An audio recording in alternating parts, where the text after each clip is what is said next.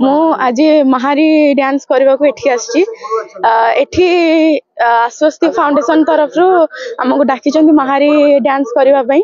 महारी dance Shri Jagannath मंदिर एक पारंपरिक नृत्य जहाँकि एबे आउ चालू ना किंतु आमे ताकू बजाई रखीचु।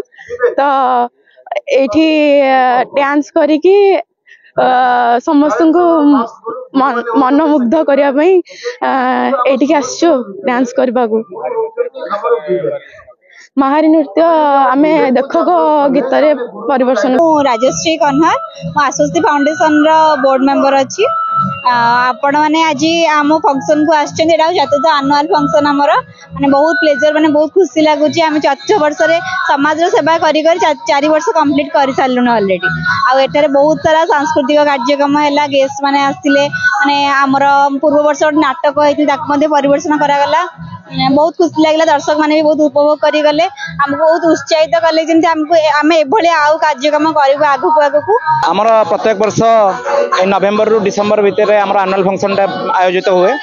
ए वर्ष मध्य हेछि मुख्य जो सांस्कृतिक कार्यक्रम करा जायतला हमर बहुत वृद्ध लोक रहितले तापरे मध्य बहुत छोट पिला मध्य अनुष्ठान अछंती सेमानकर समस्तंकर फरमाइश अरे सांस्कृतिक कार्यक्रम चली।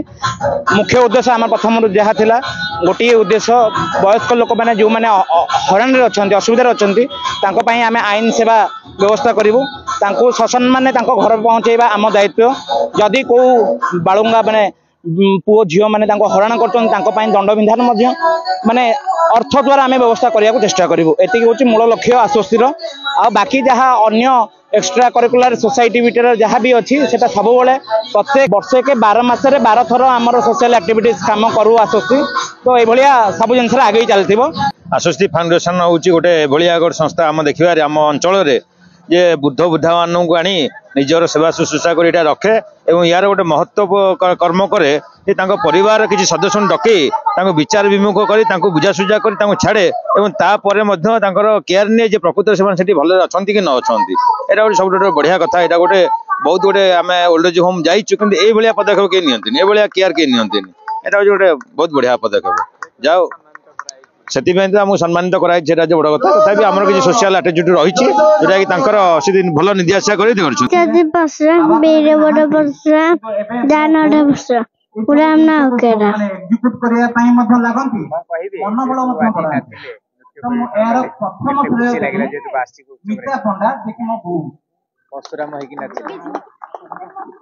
लगे।